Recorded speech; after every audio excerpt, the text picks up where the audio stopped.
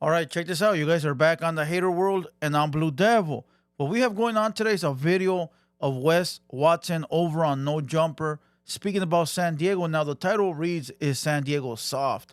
I don't know why people think that San Diego does not compare to LA when it comes to gangs and violence. I think it could be up there with LA, right? And not biased because I am from LA, but he up here clearing up the air about San Diego and whether it's soft or not. But you already know, before we get into this video, to those that are new, make sure you go over, hit the subscribe button, hit the bell, like the video, and most importantly, leave me a comment down below. Let me know if you like what I'm doing or whether you don't. And salute to all the day ones. You already know, nothing but love. Now check this out. Check this out. Today is Thursday. Hopefully you're watching this on the Thursday. If you are, tonight at 7 p.m. on Haters Only. Yeah, Thursday. Usually we do on Fridays, but no more Fridays. We are moving Haters Only podcast to Thursday. All right? So we're going to have Sucker Free 104 in the building. Make sure you guys pull up between 6 and 7, somewhere around that time. When you see us go live, just know Sucker Free 104 will be in attendance. All right? And to those that don't know, we have another page, Blue Devil Reactions. We upload daily. And to those that don't know, Hater World Uncensored, we drop lives over there daily. We go live, and then Friday we do the music live request. So if you're an upcoming artist and you want your music to be played, or you just want to promote your product on that day, then go over to Hater World Uncensored. Fridays and Saturdays it starts at 7 p.m. There you go. And listen. The website for the merch will be up and launched, ready to go Friday, the 27th.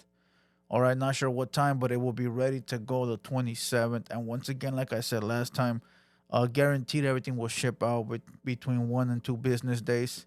That's what we're going to take pride in. So whoever orders, whenever they order, 1 to 2 days, it'll be shipped out. You'll receive a tracking in the email. And, quick, fast service. And we're going to have drops every week. So new merch every week. Stay tuned. But other than that, enough with all this. Let's watch Wes Watson gives his thoughts on San Diego and whether it's soft or not. Let's keep in mind that Wes Watson is from SD. All right? So with no further ado, let's get you guys a Southside reaction. Let's get it. Man, I feel like you might have earned the legend title. Legendary. Yeah. Now, look, a lot of people, before we even press play, are probably going to be asking yourself, like, why are you talking about San Diego? You're not from SD. You shouldn't be speaking on SD. Well, first of all, I can speak on whatever I want, number one. Number two, SD is a border town, and I lived in a border town for many, many years, and I have family from border towns, right? So I think I'm qualified to speak on a border town. Let's go. Legendary. Legendary. Wes Watson in the building, man. How you feeling? I came down from LA, SD. I was in Miami all month. I love being back here. I mean, San Diego, SoCal, it's my life, you know. Right. Definitely. No, okay. So there was an argument that broke out on this podcast that I actually had nothing to do with a couple of years ago, where somebody called San Diego soft, and then a whole series of people were. Somebody remind me who that was. I remember it was a whole thing about Call SD, right? Sharp. Who else? Hoodie from the Hood. A bunch of other people were making videos, right? Call SD. Was that what it was? I think it was Whack 100 that was involved, but I can't quite remember who called it soft. Let me know down below if you remember. On and calling in and making their case for why that is not the case. So would you agree with that assessment, or would you say that San Diego definitely has its grimier parts? I mean, I pushed more weight than anybody in that area. Like, before I went to prison, the Canadian packs would come from Canada. Mm-hmm. They would land in OC, then about 250 of them, 300, 500 of them. This is before weed was legal, before everybody was doing it legal. And like the hash plants, the juicy fruits, all the BC, they come in the vacuum seal. You pull it out one nug like that, drop it in the big ass trash can on a mailing scale. But we go through like 250 to 300, sometimes 500. They get dropped off to me. 500 pounds. Yeah. And then half will go to one person, half will go to the other. And the Canadians don't take they don't take money back across the border. They take work. And who you with? You're with San Diego. They're taking white back across the border. So they're taking birds back, and I'm right in the middle. This is before I went to prison. So I'm getting the BCs. I'm putting $300 on each pound, and then they wouldn't take money back, so they would take the white back. They would take the birds back. And did you have to facilitate that? You'd have to get the coke too? I would have the. Where do you think that the white would come from? Where do you think that white would come from? He talking about white because that's coming from Mexico. And how far away is San Diego from the Mexico border? From here to the wall, my boy. From here to the wall, walking distance. To those that don't know, right? It's walking distance. Walking distance. Imagine that. Imagine a wall right there, right? And weed on this side or drugs on this side, or just, I'm gonna just throw out a fake number. Just imagine you want a pound of weed on the America side. Just say $100, even though we know that's not true. But once you cross that little border, it's $15 on that side, or $10, right? Now you're looking at it like, damn, if I can get that from over there and bring it over here, look how much gap I got of profits. I gotta figure that out, right? All right, now you understand. You know, San Diego has the connects, is what I'm saying. San Diego can't be soft. We're on the border, Right? And I mean, if anything is gangland, it's right across that border, right into San Diego. Right. You know, I think I did time with everybody from every hood in SoCal. I think it's just easy for some people to go to San Diego and hit the beach and hit a nice restaurant and kind of avoid any of the crazy that might be going on. But No, it put it to you like this. It's those gangbangers that never left their hood, right? It's those gangsters that ain't never left their hood, that don't know nothing outside their hood, right? The ones that never been nowhere and seen nothing, that's just run their mouth. That's what it is. Because those that have been places, and when I mean places, I don't mean prison, homeboy. I mean like you've been to other spots, other countries, right? Other states. And you see it firsthand, you're like, damn, it is grimy over here too, right? But those that ain't never left, all they see is their surroundings, and they can't think outside the box. Now, when I lived in a border town, I'll put it to you guys like this. The gangs there all got along. All the gangs got along, right? It was a small town, way smaller than San Diego, way smaller than San Diego. There was like 3 main gangs, and they all got along. They were all homies. Even the cops were related to them fools, right? The cops were born and raised there, and then they became cops, so they're related to the fucking gangbangers, right? So when we pulled up, we're from out of town. All of a sudden, they you know, now they got beef with us because we're from out of town. We stepping into their territory, and we taking over their blocks, making money, right? Taking their bread. I'll put it to you like this. We got plugged in right away, and, you know, small time and big time. Whatever, however you want to see it, right? Both ways. Put it to you like this. We used to throw socks, right, full of cash with rocks over the border. Boom, both ways, right? Into Mexico, and then they used to pack the socks full of whatever and throw it back into the States. We were so close to the border.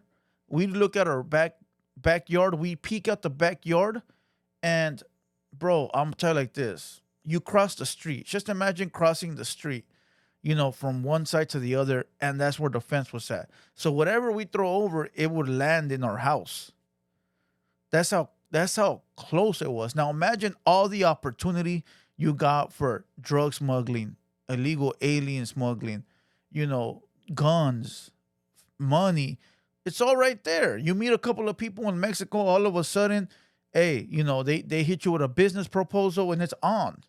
And everybody in the city doing that. Everyone. Now you pull up, the other hoods don't like you because you taking their money. Now it turns into a big old problem. Now you got beef over drugs and guns and you know, and aliens. Those that know what I'm talking about know what I'm talking about. So there is a lot of gutterness, you know, and like I said, those that don't understand. You know, Paisa homies used to go all the way to the top of the fence and just sit up there and just be sitting there, bro. Be in the backyard, and they'd be sitting, and we'd be talking through the fence, like it was nothing. It was wild, bro. It was a wild, what do they say? It was a great time to be alive, But let's go. It goes down. Yeah, I mean, it's just like everywhere else. I mean, there's some spots in Miami, it's ritzy as the next street is Overtown. I'm just learning Miami now. Right. Like there's a zombie in the street smoking crack up all late, and I'm driving through in the fan. I'm like, this is going to throw something on my car. I'm going to smoke his. Shut up. Okay, so. He's not going to. I like Wes Watson. I like the fact that, he went from, being broke to being rich. I don't know about his background. I don't know about that. Everybody's saying he PC or whatever. I don't know.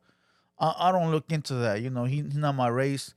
And even if he was, I'll tell you like this. I like the internet guy I'm looking at. I don't know about the prison stuff, but the internet thing I'm looking at, I like it, But he wouldn't smoke nobody. Not right now. Come on, you too rich, my boy. You too rich to throw it all away. At what age did you actually go to prison? Because I'm interested in your whole life. Went to prison at 25. So 25, okay. I mean, I never had a job one day in my life. Because you were the weed man even in high school, right? Yeah, everyone did some civilian. I didn't. Really? Like at 11, I just started hustling. By the time I was 18, this fool said that everybody used to be a civilian, but not him. Now he doing too much now. I'm not gonna watch that. I just wanted to see the San Diego part. So look, San Diego is very well connected with the mob across the border, right? It's documented, bro. I don't even want to say the name of the gang or the name of the mob across Mexico, but they're well connected, bro. The mob in Mexico would hire the Southsiders to become hitmen in Mexico, right? And they have I don't know about now, but back then they were very well connected, and they would do big hits for the cartels, right? Why? Because they so close to the border and so accessible. So while homies out here in LA and IE and OC are killing each other over a bitch ass block, them fools are putting big hits in Mexico for the cartel. Fools from San Diego. They might not be killing each other on the streets. Maybe they do. I don't know. I don't really look into San Diego, but I know that in Mexico, they're doing big things. Homies, I'll put it to you like this. I can guarantee you a lot of homies from San Diego are from the cartel, And the same thing goes in the border town that I lived in, bro. Like, I would see a lot of people that were plugged in. I would see them in the state, in Cali, and then I'd be in Mexico doing my dirty business, and I see them over there with big hitters, and I'm like, oh, shit. They feel connected too, okay, and then we're gangbangers, Southsiders. We don't get along over here on the streets, but in Mexico, it was all about the bread and the money, and we ain't gangbanging over the blocks. We trying to get the bread on that side, if you get what I'm saying. So there's a lot of opportunity, bro. A lot of violence, a lot of drugs. Not only that, but imagine how many people get caught crossing them borders with vehicles full of weight. Tranzas all over the place. I mean, I can give you guys stories that you guys would not even believe of things that I saw, whether I was crossing that way or coming this way or actually involved right in the middle of it. I once saw a whole family of 10 illegal aliens jump the whole fucking fence, right? Come down and literally they're standing behind the Border Patrol truck, kneeling down, and the Border Patrol can't even see them because he has the binoculars looking forward, not knowing that there's 10 people in the back of his truck touching his bumper. And I'm watching the whole thing out in the front yard like, ooh, okay.